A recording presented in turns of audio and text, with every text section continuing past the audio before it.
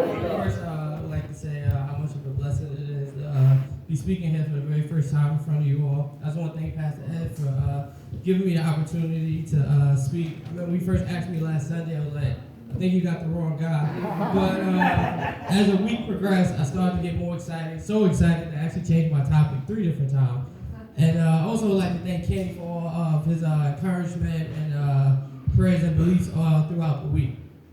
And I hope that everyone had a happy and blessed Thanksgiving. I know that I did, but that was expected when my aunt was going over the cooking. And, first and foremost, I would like to thank God for my salvation. I've been saved for about 2 years now, and that was hands down the best decision that I ever made in my life. And the title of this devotion is called Trusting God Even When It Doesn't Make Any Sense.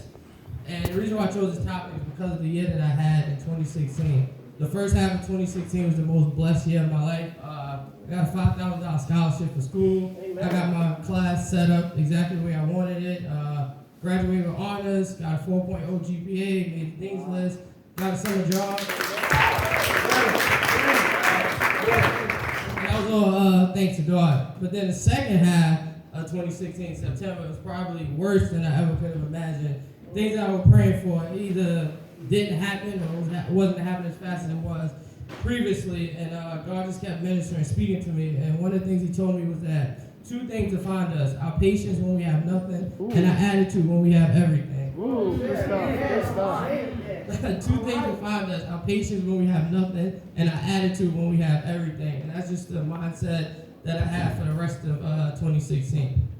So what does trust mean? According to Webster, trust is an assured reliance on the character, ability, strength, or truth of someone or something. And when I think of that definition, the perfect person that comes to mind is God. And I also like to add my own definition. To me, trust is a foundation or relationship that is built on unshakable confidence and unwavering faith. Now, what does it mean to trust God? Trusting God simply means putting God first in our life, putting God first in every area of our life, seeking and then submitting to His will for us, believing and reading His word, and constantly depending on Him.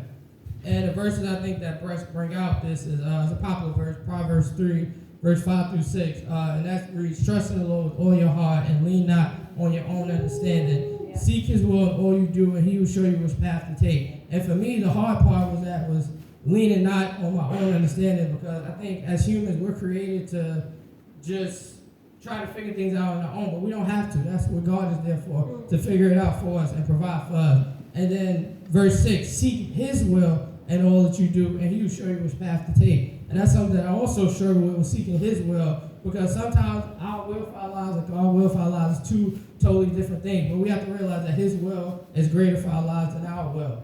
And I think the verse that I tie with that is Isaiah 55, verse 9, which reads, for just as the heavens are higher than the earth, so are my ways higher than your ways, and my thoughts are higher than your thoughts. And the reason why I like these 2 verses is that I think it best illustrates the importance of trusting God and not ourselves. Too many times we trust our own instinct, our own thoughts, our own belief, our own friends, and when those things fail us, then we decide to trust God. But trusting God should not be a last resort. It should be our first and main priority. And 2 more verses that when I was going through the difficult time of my life, my favorite is Jeremiah 29, verse 11. And that, it reads, for I know the plans that I have for you, said the Lord. They are plans for good and not for disaster, to give you future and a hope. And the reason why I like that verse is because it's simple and direct.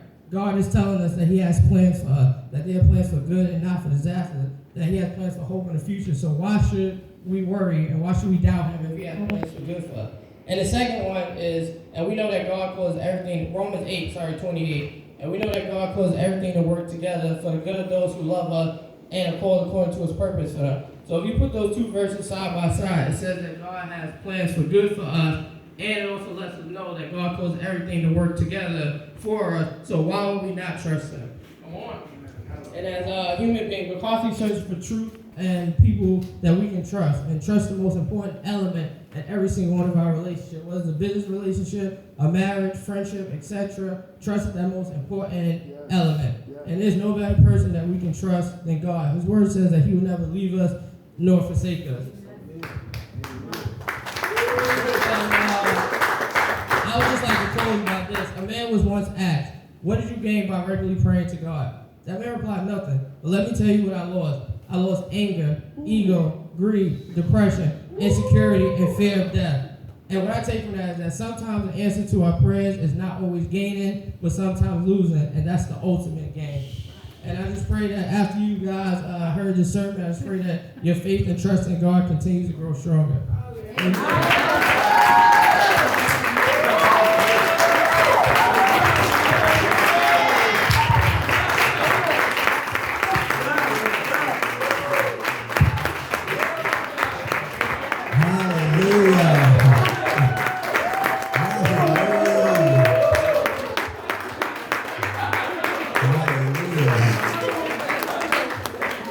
What did I tell you?